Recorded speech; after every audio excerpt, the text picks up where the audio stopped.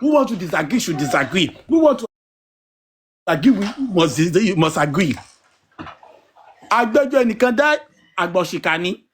Even let me tell you now, ẹni tó bá tún gbọ́ ẹjọ́ àwọn méjì, let me tell you, kò sẹ́ni tó máa tojọ́ fún ẹ tó máa rojọ́ mọ́ rẹ o. If anybody comes to meet you now, tó tojọ́ fún ẹ kò lè rojọ́ mọ́ rẹ, because ẹni tí wọ́n accuse náà tó bá tún wá tojọ́ fún ẹ kò tún ní rojọ́ mọ́ ra ẹ. Now if you now dá ẹjọ́, even based on the two sides, you might still be wrong níbi tó ti ń dá ẹjọ́. And that's why I will be telling people that don't take sides in anything. Let people go and sort out their palaver, as long as it does not affect justice for Mohbad. There is a host. There are some people that want the issue pẹ̀lú mi. Peter will can see, and till today, me debemo. And I cannot remember if I've gone into DM of anybody or I've told somebody, anything to do me. I've never done that because it is individual matter. We are talking about one of our team members. So when you have personal problem, deal with it individually. Don't make it look like general. Don't turn it to a general problem. Don't generalize it. If you are trying to generalize it, then you are going to be causing chaos and you are going to be causing division. People can step on each other's toes. Somebody being pé ẹ má bínú, gbà kó má bínú. But when you now start talking, you now make an enemy out of it, and you want people to follow you, you want people to become a caucus member, that is another thing. And that should not come to be. That should not come to be. I don't want to say some things about what you said. Maybe they are right or they are wrong. We have different perspectives to the way we see things. But when something is individual, let us know it is individual. It does not have anything to do with justice for Mohbad. Anything that has something to do with justice for Mohbad is my problem, not your individual problem. Anybody bá bú ẹ, ìwọ náà lè bú ẹni yẹn padà. Kó dẹ̀ tán síbẹ̀, ẹ máa parí ẹ̀. But téèyàn bá stand against justice for Mohbad, irú yẹn lèmi ò lè bẹ́ anybody parí anything. Because it's called personal kini. So please, people should stop making enemies because of personal issues. And that is my belief. Those that are disgruntled, let them accept peace and settle their personal differences and leave it behind if they can. And if they cannot leave it behind, they can maintain neutral zones. Which we cannot allow personal vendetta, personal battle to now take preeminence, to now overcome justice for Mohbad. We were not here on personal ground. We were here for justice for Mohbad, and we are still here for justice for Mohbad. That's a bigger goal. Every other thing is secondary. But it is becoming now where personal issues get girl when you go out bati bayi o get girl wan discuss it o get girl wan so we meet it at the banjo gan at the facility. This is very worrisome and tiring. So please, personal issues should go and rest. Let's talk about justice for Mohbad. Thank you and God bless you. Yeah, can I cap it up, sir?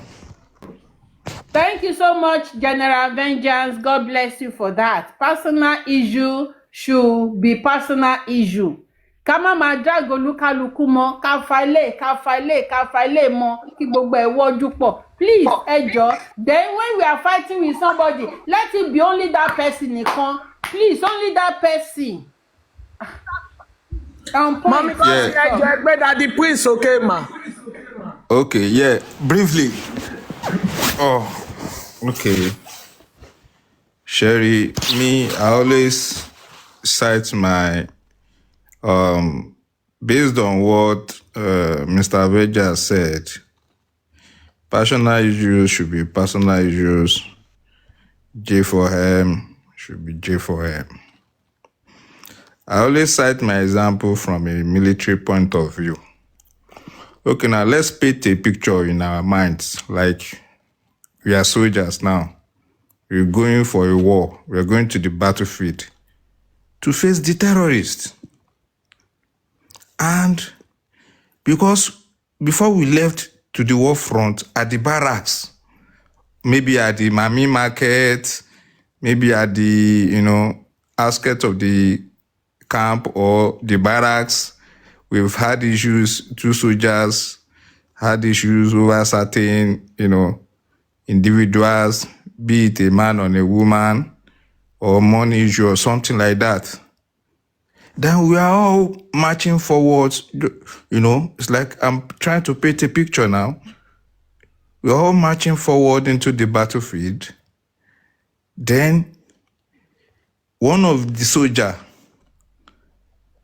pulled out a gun and shot his mate in the leg because the mate has offended him at the Mami market or somewhere else. Is it to the advantage of the troop, of the battalion, or to the advantage of the terrorists? That is -1. While the terrorists are busy gaining ground, gaining territories from one geographical location to the other, mapping out states geographically to their own favor, instead of you to push forward, you are busy starving yourself food or shooting yourself in the leg. You become weaker.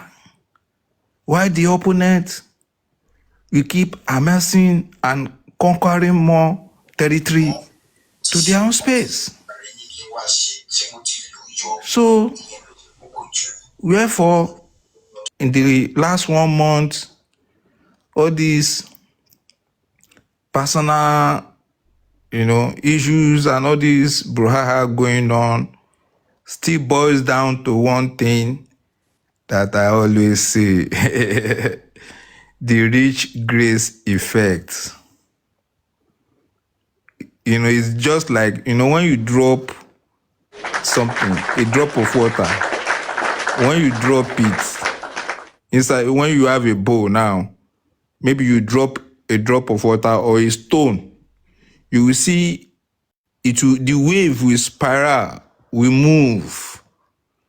So that's rich grace that drop.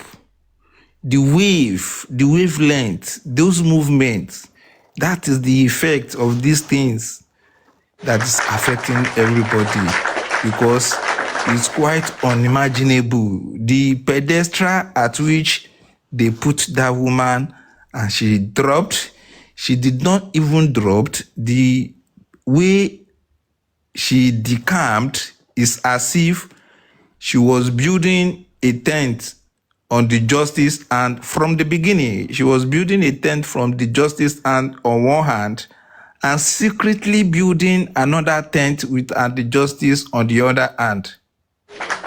So the moment she withdrew out of the common front, like, one of the captain, when she reviewed and decided to go to the other camp, then the remaining battalion started facing each other, shooting themselves by the boots.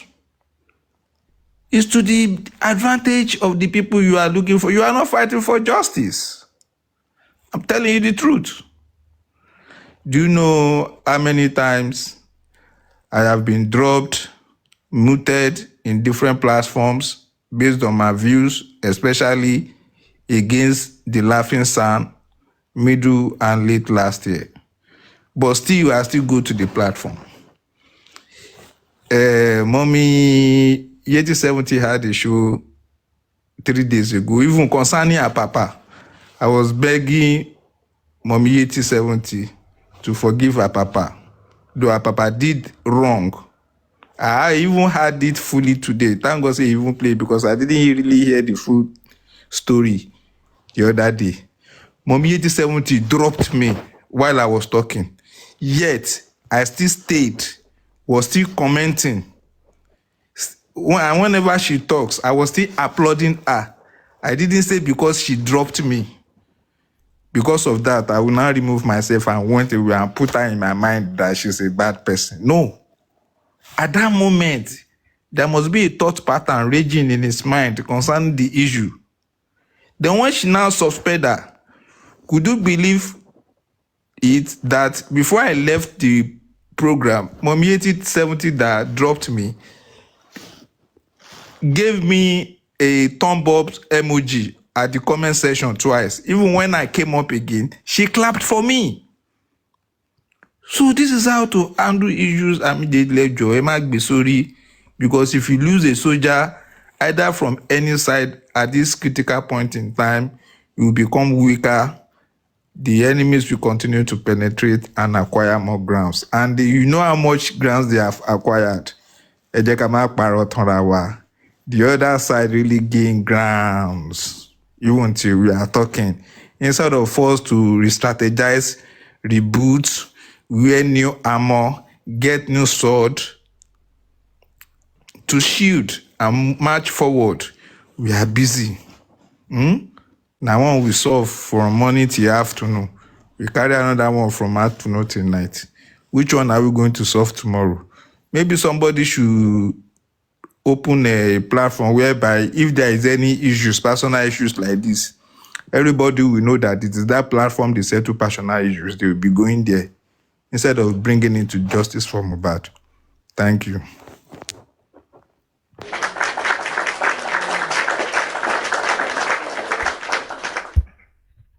Thank you, on point. Thank you for that.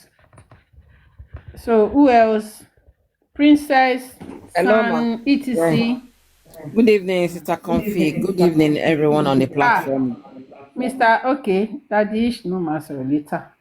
Okay, good evening to all the panelists. Yes, I personally, I know everyone has been saying it's personal issue. I don't really want to believe the whole thing is personal issues. I think instead of the personal issue, it should be personality clash. Because I think what we fail to do, majority of all fail to do, is we fail to understand what an individual is. And if you fail to understand what an individual is, there will be personality clashes. Because A might be soft-spoken, B might not be soft-spoken. So if A says something, and B will think as, oh, how can she say that? The tone, the voice, we all read meaning to that. So I think that's where the problem is. We are not the same person. We are different, from different home, from different environment, so we cannot all be soft-spoken and we cannot all be hard-spoken. So let's embrace each other. Let's understand that we are different people. We are different people. So if we understand that, I think much of this problem will be solved. Definitely it will be solved. Please, let's embrace each other as who the person is. Thank you so much. All right, thank you, Ma. Thank you for your submission.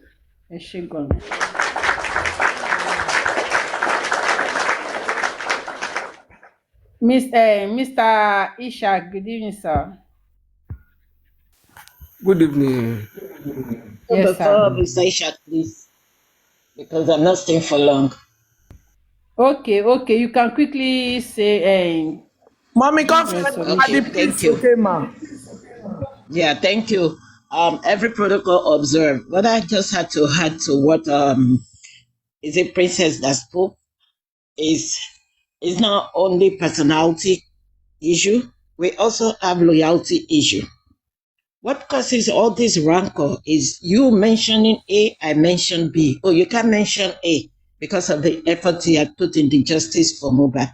But every one of us, we keep mentioning Baba Mohbad's name. So if we can stop saying, oh, when you mention, I come for you. I might mention a name or his name for reference. That doesn't mean I hated the person or I'm fighting with the person. I might be using it for clarification, but some people will twist it around. And before you know it, they start cursing you, calling you all kinds of names. I think we are in this justice for Mohbad because of Mohbad, not because of me, not because of anybody that is fighting the cause. We all put effort one way or the other. Some might not come online to have come and to say whatever they have lost during this justice for Mohbad. But people are still mentioning their name and nobody is saying don't mention their name. So I think if we put that aside, we can forge ahead. Last week court, nobody said anything. Wumi lawyer did not show up. The DPP did not show up. No witnesses showed up. The only people that showed up was Spending and the nurse. We are not talking about that. It's one fight from But we the other didn't to the even we other. didn't even know anything about it. There was no update. Nobody gave us updates. We did not even hear anything. We didn't hear anything about I gave updates. I gave update because I sent somebody there, okay, to go and watch the court. And the person came and took permission, and she gave me the permission, and I think I gave update on one of the platforms. The DPP did not even show up. And we were not talking about anything that concerns justice for Mohbad. All we're talking is fight like kindergarten, like toddler. We're all grown up, we're parents, we're grandmothers, we're grandfathers. Please, let's do the needful. If anybody like, they can mention my name. If you for clarity of clarification, that doesn't mean you are insulting me or you are cursing me. If I like, I can mention Kofi's name. I can mention anybody's name, but don't come for me. Not everybody will keep quiet like I did. Some people will open their platform immediately. But I just kept quiet because I don't roll like other people roll. And we don't reason the same way. So please, if they mention Bukky Jese's name, it doesn't mean they're mentioning a name in a bad form. We only listen to one side of the voice note. We didn't listen to the other side. Like Lady Comfy said now, she said, Apampa said it came for Bukky Jesse because Bukky Jesse was singing the same song the enemies were singing about Baba Mohbad, which is not supposed to be from her. To some people, it might be wrong to them. To some people, it might be right. We all can be on the same page. Please, let's move forward. If they mention my name, don't fight for me, please. Anybody's name they mention, we are here because of Mohbad, not because of me, not because of Tinubu, not because of whoever president of the world. We are here simply because of justice for Mohbad, and we will get the justice we are seeking. Thank you. Thank you, ma. That is just the fact. That is the fact. Even BJ does not answer to every Dick and Harry calling her name, dragging her. She doesn't answer to them. She chooses what she wants to. She chooses whom to answer to. So that is just it. In order to avoid all this rancor, we just have to look away. And it's not that we did not like ourselves. It's not like you don't like Comfy, or Comfy does not like you, or you don't like BJ, or BJ did not like you. Okay? To avoid all this. So that's it. Eshe, thank you, ma. Mr. Aisha, good evening, sir. Good evening. Good evening. Let me appreciate the platform from the host to all the panelists, to the commenters, and everyone in the comment section.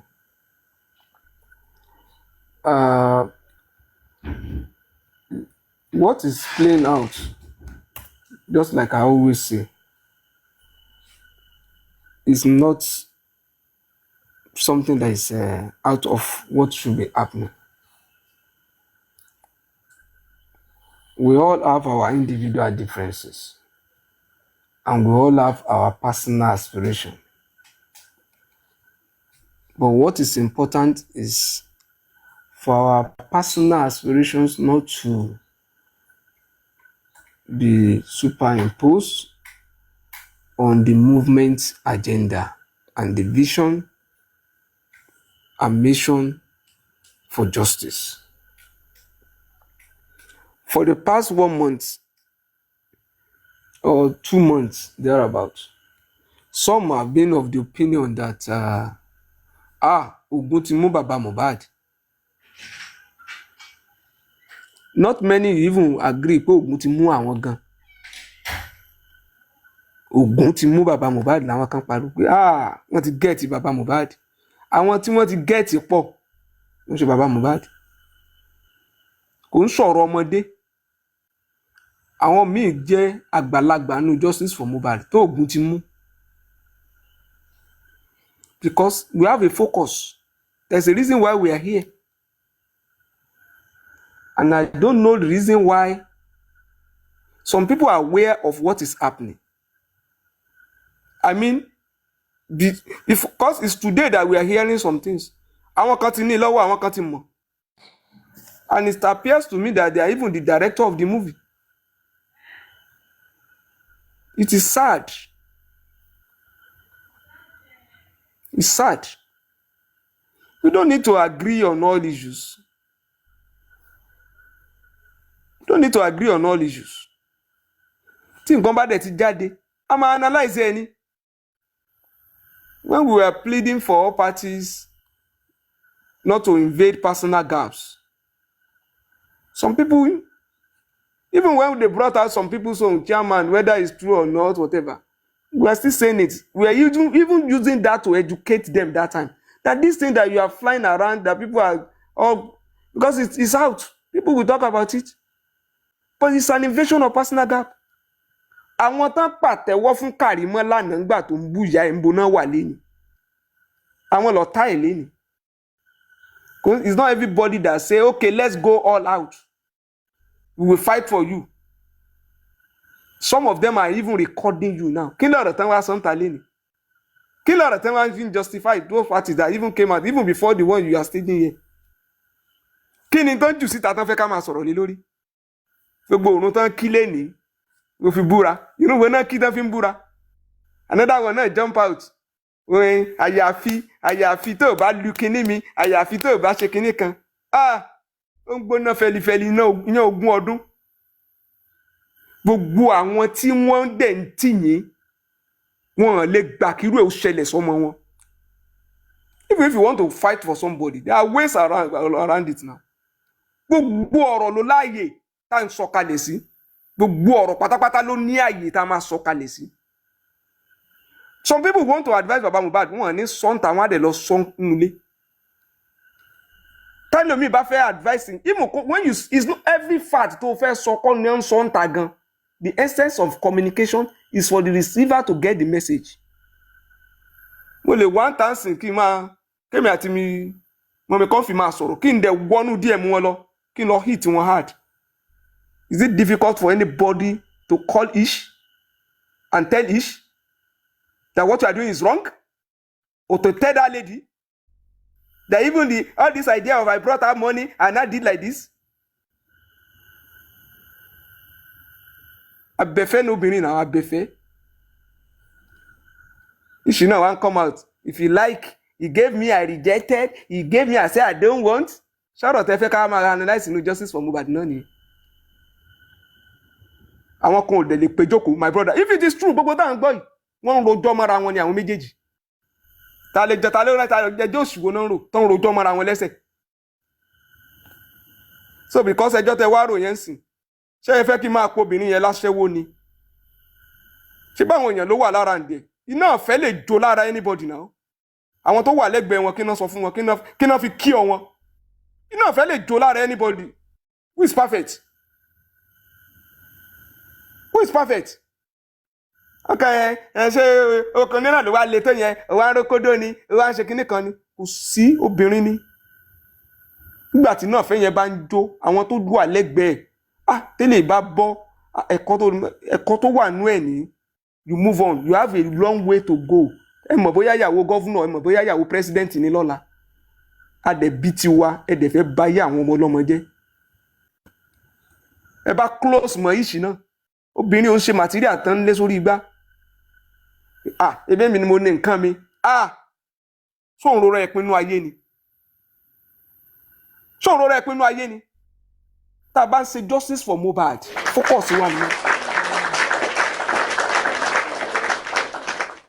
That's the reason tá a ní máa advice ara wa lẹ́gbẹ̀ẹ́ kọ̀ọ̀kan táwọn ọ̀rọ̀ bá jọ jáde.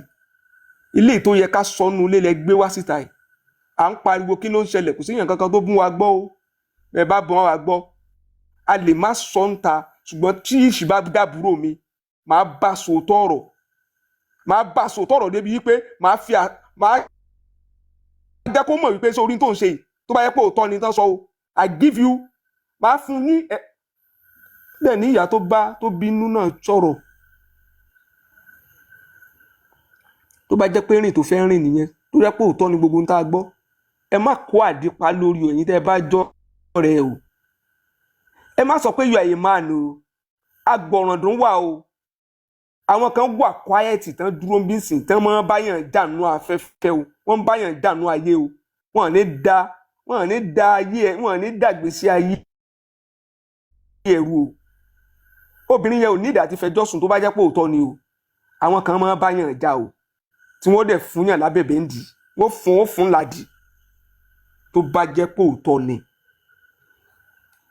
torí ẹ̀ ń spice ẹ̀ up obìnrin tó kàn wá dúró lọ́tẹ́ẹ̀lì wá dẹni tó ti wọ gán só mú gán dání lé mú náìtì dáre ńlẹ ni torí gbogbo àwọn kan sọ gbogbo ẹ̀ sì ń dùn só mú náìtì wá síbẹ̀ ni tó fi wá di emergency pé ń sùn wọ́n dẹ̀ níyàwó host ni mo ṣe ń pè níyàwó tèmi náà èmi èkú ṣe host gbogbo ẹ̀yin host tẹjọ́kùnrin lẹ rógo ebe ni wọ́n níyàwó yín nígbà mọ́tàn ṣe analysis nígbà tí ìyàwó náà dẹ̀ sọ ó lóun tẹ̀kí báàgì ẹ̀ wọ́n á rí kọ́ńdọ́ọ̀mù ṣé wọ́n ń kó kọ́ńdọ́ọ̀mù pamọ́ fẹ́ lọ fi ṣoògùn ni inú báàgì ẹ̀ wá ló lo use kọ́ńdọ̀mù ló sì kó pamọ́ sí ẹ kàn ń fi yọ̀ sí wọ́n ń fata sí kó sàlẹ̀ máa dùn wọ́n wá ń fi gbogbo òun tán kílẹ̀ ní wọ́n fi ń ṣe ẹ̀rí fún wa káwa máa gba indomie ká máa kó jẹ ìyẹn lèmi ò máa analyse ìyẹn ni màá fi wá pitch tent ìyẹn ni màá fi máa recognize camp let us be fair to ourselves now it's all about mindset. Bá lórí platform èmi àtẹ̀yàn lè ní disagreement a lè argue over a case now àwọn bàbá wà níbi tá a máa ń disagree lórí issue now ó ti tán bẹ́ẹ̀ náà nìyẹn a ti move on now kí ni kókó gbogbo ohun tí ẹ wá sọ ń ta lẹ́nu fúnra yín gan you are not it's a time for self-reflection gbogbo àwọn tí wọ́n pàtẹ́wọ́ fún Kàrímọ́ lánàá tí wọ́n ní kó máa nà yá ẹ̀lẹ́gbà tí wọ́n mọ̀ pé personal issue ni ona fi ń bu lẹ́yìn Kàrímọ́ ni sẹ́ẹ̀ lè ń pè ìyá rẹ̀ lórúkọ ó tún jẹ́ àmọ̀ pẹ́gbọ́n àtàbúrò ló bára wọn sùn tó wà lórí afẹ́fẹ́ in the next 20 years wọ́n béèrè lọ́wọ́ ọmọ ẹ̀ is this from your mother àwọn grandmother ẹ̀gá àwọn ọmọ ẹ̀ ó tún béèrè lọ́wọ́ ẹ̀ pé that mommy they said you send this about grandma báwo yẹn máa kó síta gbogbo ọkùnrin tí ń tú àṣírí obìnrin gbogbo ẹni tí ń gbé òhò èèyàn gbogbo ẹni tí ń tọ́lọ̀ ń pè ní ìpamọ́ tó ń gbé síta àwọn kan wà tọ́lọ̀ ń pamọ́ o kì í ṣe pé bíi crime o kò sẹ́ni tó pọ̀ ní ti crime o ṣùgbọ́n relationship tó wà láàrin ọkọ àtobìnrin ẹni tí ń gbé síta mọ́ọ̀sọ̀ tó kì í ṣe party tó wà involve tó fi wá ń jà bẹ̀rù kò sẹ́ni tó ṣerú ẹ̀ tọ́lọ̀ ń bò láṣìírí kò séèyàn kan tó ṣerú ẹ̀ tọ́lọ̀ máa bu àṣírí tiẹ̀ náà torí ibi tẹ́ ń bá lọ yìí kò sígbà tẹ́ ẹ̀ ní fẹ́ gbé bí wọ́n ṣe ń bára wọn sùn jáde ẹ̀ dẹ̀ ní wo fújọ ọmọ yẹn kò tó ẹ̀sẹ̀ tó lè ṣe tiẹ̀ bẹ́ẹ̀.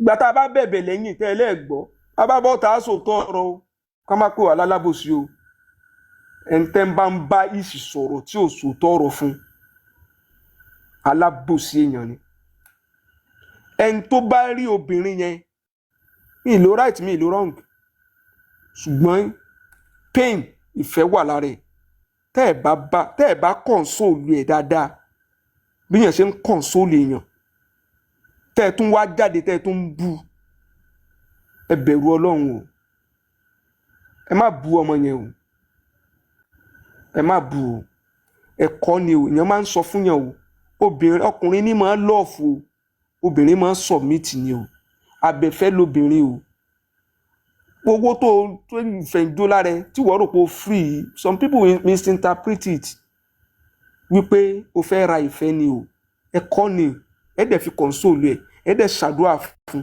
ó máa bí ìyẹn gidi pàdé Ọlọ́run á dẹ̀ ṣe bẹ́ẹ̀. ẹ rí ibi tá a bára wa dé SAN àwọn màmá tó bọ́ lẹ́sìn wọ́n fún wa update lórí case kò interest anybody asáfẹ́ mọ àwọn tẹ́ ń bára wọn sùn nítawọn kan fẹ́ gbọ́nù ó yẹ jù síta ó yẹ gbé wá ó ń bọ̀ ó pọ̀ ńlẹ̀ àmọ́ kó pọ̀ ẹ má doubt wọn pé kò sí o ó wà o mo máa ń sọ kínní yẹn gbogbo ìgbà o táwọn èèyàn bá ló wà ó wà o ẹ àpíìsì wọn ni pé àní ẹ má gbé wá wọ́n á gbé wá, wọ́n á dẹ̀ tó fún narrative tó yẹ kán fún. Wọ́n á gbé wá, wọ́n á tún gún narrative tó yẹ kán fún, wọ́n á tún fún. Àwa náà lẹ́yìn tá a fẹ́ fẹ́ lánàá. Àwọn èèyàn dẹ̀ lọ bá wọn lẹ́yìn. Wọ́n ní má fẹ́ mùsùlùmí ni. Ìyàwó 4 ni ó fẹ́. Tífẹ̀ wà. Dẹ̀ ni wá béèrè lọ́wọ́ mi pé ìyàwó mélòó máa fẹ́. Mo ní 4 ni. Tó bá yẹ pé ó gbà mí gbọ́. Ǹjọ́ mo ti wá marry how many years of marriage now? Ṣé mo ti níyàwó kejì? Mo fi Ọlọ́run búra, mi ì bá obìnrin kan sọ̀rọ̀ ǹjọ́ mo ti marry. Mo fi Ọlọ́run búra. And my marriage is not a marriage of 20 years. I'm not talking about marriage of 20 years. Mi ò dá ẹnu kọ obìnrin kankan. Èmi náà dẹ̀rù náà ti torí pé màá fẹ́ yàwó 4 ní ẹni pé èèyàn kan máa lọ. Ǹjọ́ wedding mi ọmọ yẹn ń sun ẹkún ni. Láwọn tí wọ́n lọ fún advice lẹ́yìn. Mo tún láti console ẹ̀. Mi ì ṣe máa wò pé torí pé bèbí ta ní kó fẹ́ wa. Mo tún marry, mo tún dúró tì. We are all human beings. Ìjà tí ẹ máa consider ara wa náà bímọ. Àfi tẹ́ ẹ bá rí ìkà èèyàn tá a bá ti mọ̀ pé ká lè yàn. Ó tán. Ṣùgbọ́n láàrin ara wa, we are not perfect. Most especially tá a bá róbìnrin tó ń gbìyànjú tífẹ̀ bá bọ́mọ lọ́wọ́ ẹ console ẹ̀. Tó bá bọ́mọ lọ́wọ́ ẹ console ẹ̀. Àfi tá a bá rí lálábùrú. It's not easy. Tó yẹ kó interest wa lé ní ṣó wá interest wa mọ́. Àgbébọ̀ à ń gbébọ̀ wọ́n gbé wá lóòótọ́. Níbo náà ti gbé wá yìí ó gbóná fẹ́lifẹ́li. Èyí tó tún kù kún ó tún dáta. Evidence yẹn gan là ń wá. A gbọ́n bí níjọ́ tá a bá gbọ́ yẹn náà ló mọ. Ṣùgbọ́n èyí tẹ́ ẹ gbé wá ẹ wà nù tàn forever ni. Gbogbo ohun tẹ́ ẹ bá sọ lórí ẹ̀ ó máa wà nù tàn forever ni. Àwọn parties gan tán tún wà láwọ̀ ọ̀rọ̀ wọn láti jáde ta wọ́n wà nù tàn forever ni. Ṣáwa tá a wà níbi tá a kóra wa jọ lálẹ́ yìí tá a kàn máa pàtẹ́wọ́ lẹ́yìn èèyàn kan tó jẹ́ pé in the next 2 weeks ntẹ́ni yẹn ń sọ ńgbà tá a jọ wà níbí látún lò against ẹ̀. Mọ̀mí Comfy, I appreciate your neutrality. Má jẹ́ kéèyàn kankan wá dàrú egun tí òjò mọ́tò èèyàn kan má gbé wù yàn. Kí la mọ̀ tẹ́ ń jà fún? Kí la mọ̀? Ọ̀tọ̀ ní tẹ́ pé lánàá ọ̀tọ̀ tún ní tẹ́ pé fún alẹ́ ní ó tún ti dọ̀rọ̀ oko àtògò ní sí àti ibi tí wọ́n ti ń bára wọn sùn àti ìrí gan. Àìtí ìrí gan. Ẹ̀tọ́ ìtún mú ọmọ yẹn wá sọ̀rọ̀ out of frustration ọ̀rọ̀ tí ò yẹ kó obìnrin ó sọ. Tẹ́ fi conclude pé wọ́n ti bá sùn dáadáa wọ́n ti useless ẹ̀ ní tẹ́ fẹ́ gbọ́ náà nu o. Àwọn tí ó sì máa pẹ́ pàtẹ́wọ́ fún lẹ́ni náà ó tún lo against ẹ̀ lọ́la o. Torí ọ̀rọ̀ tó sọ yẹn in attempt ló láti express ara ẹ̀. Àwọn ọ̀rọ̀ bọ́ lẹ́nu ẹ̀. Ọ̀rọ̀ tó wà painful ní fóbìnrin. Kó dáná ó yẹ ká mọ̀ pé méjì lọ̀rọ̀. Mo máa ń sọ tán bá ti lù ú. Etí tán fi gbọ́ lẹ́nìkan máa fi gbọ́ lọ́la o. Nǹkan náà máa fi gbọ́ in the next 10 years o. Àní síbẹ̀ ń gbọ́ tí ń gbọ́ ẹ̀yẹ wọn. Àní síbẹ̀ ń jọ tí success the door of success wọ́n fẹ́ open. Ó rí bẹ́ẹ̀ bó ṣe rí lẹ́ni ni. Kò ṣe bí ó ṣe rí lọ́la fún wọn nìyẹn. And I pray for them. Tó bá wù wọ́n kán gbọ́. Ẹni tó bá ní ìwà burúkú lọ́wọ́ kó lọ ti bọlẹ̀. Ish, you have a long way to go. You have a long way to go. Àìmọye náà pé Gùrẹ́sì lórí kan ni. Èmi tí mo gòkè lọ tí mo lọ sọ pé Gùrẹ́sì don't talk. Ṣé mo ní Gùrẹ́sì ní nǹkan kan tó fẹ́ fún mi àbó ní nǹkan kan tí mo ń protect. I was on BJ platform. Nígbà tí BJ ń sọ àwọn ọ̀rọ̀ kan náà. Ó dẹ̀ sọ̀rọ̀ ó tún béèrè ọ̀rọ̀ tó jọ ọ̀rọ̀ York Daddy tí mo sọ mọ́rọ̀ ǹjọ́ yẹn. Ṣé n tí GBA sọ lèmi sọ lórí York Daddy? Ṣé BJ bá mi jà ń bẹ̀? Nígbà tí mo ní I don't think so. Maybe York Daddy did so not to widen the gap between us. Ṣó bá mi argue? Ṣó nírọ̀lẹ́ pàṣà? Kò rí bẹ́ẹ̀.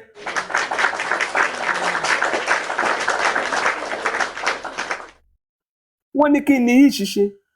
Ìṣiṣẹ́. Ṣé bí mo sọ tèmi sìn? Anybody tí relationship tó bá ní pẹ̀lú obìnrin ò bá work out, ó yẹ kọ́kọ́ ní sympathy fún relationship yẹn tí ò work out. Ó yẹ kó ní sympathy fún. Should be ready to bear some brunt. Should be ready to bear some things. Kò síbi tán fẹ́ push ẹ lọ. Don't be aggressive. Don't let people attack you. You should be asọkùnrin. You should be able to receive some hits. Kì í ṣe pé bóyá ó jalè àbó ṣe nǹkan kan àbí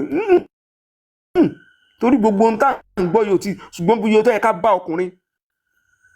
Ìgẹ̀tán lọ́kùnrin ní ṣé wọ́n kàn ní ká fi máa kí obìnrin mọ́lẹ̀ lásán ni. Haba ṣe yóò ṣe pé yẹ́ mo sọ pé he is guilty of this, but as a man tó bá jẹ́ kó ọmọ tèmi lóbìnrin ni ṣé màá wà happy pẹ̀lú tó ń jáde. Forget about the fact anybody can accuse me as ọkùnrin. Mi ní kọkùnrin die of depression or whatever. Kó bá tiẹ̀ jẹ́ pé òótọ́ ló right sẹ́ a wá wò wípé mo ní future bẹ́ẹ̀ ló náà ní future nǹkan work out láàrin wa ni. But àwọn àgbà tó wà láàrin àwọn méjèèjì ńkọ́? Àwọn àgbà tó wà lẹ́yìn wọn ńkọ́?